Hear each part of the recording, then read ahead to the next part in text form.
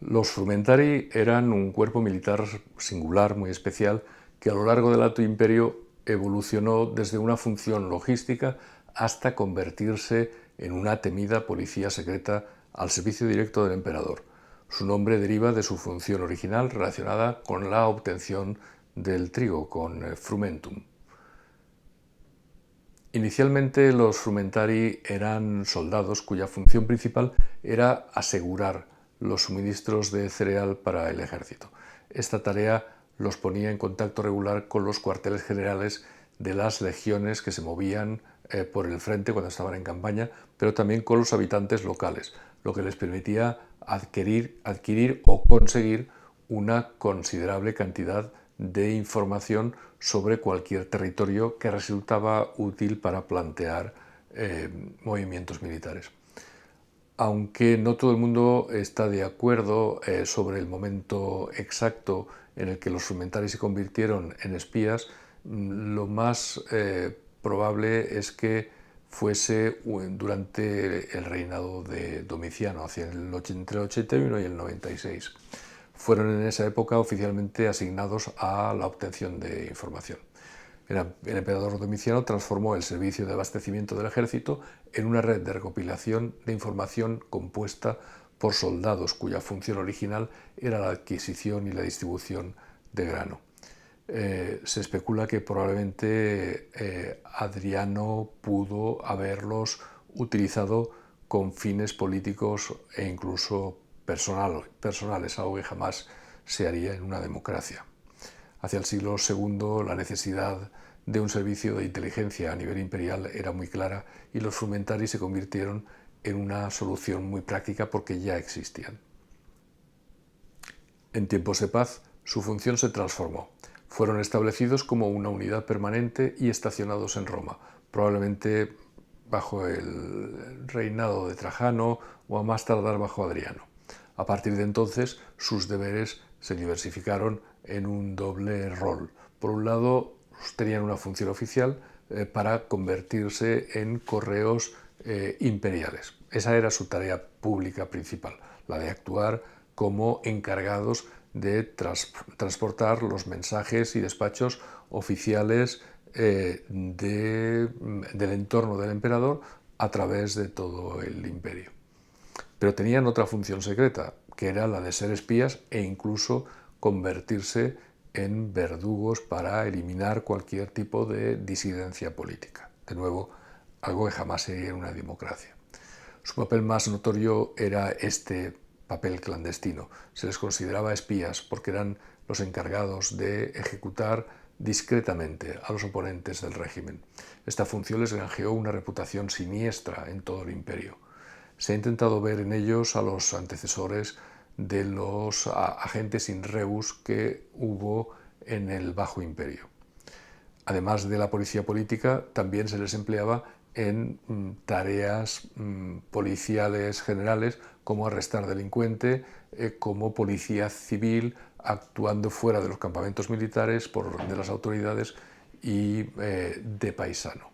Los frumentari desempeñaron una amplia gama de tareas relacionadas con la seguridad y con la inteligencia del imperio.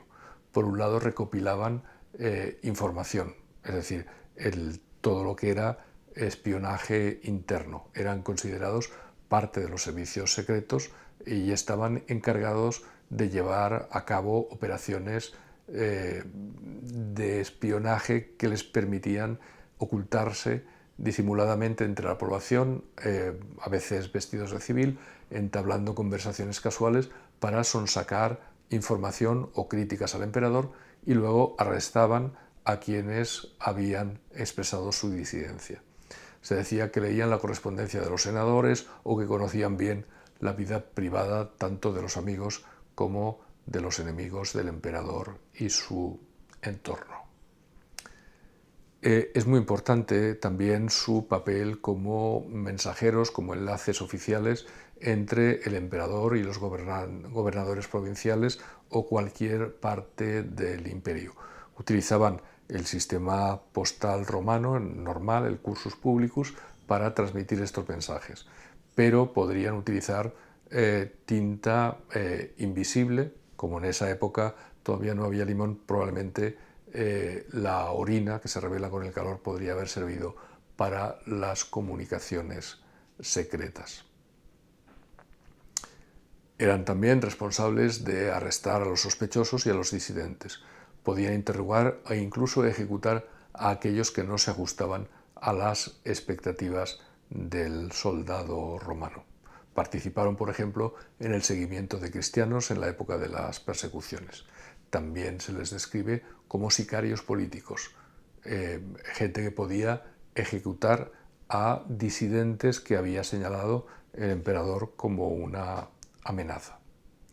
También tenían funciones de vigilancia y control en general. Vigilaban la seguridad de las comunicaciones o controlaban las cárceles, que eran importantes centros de información.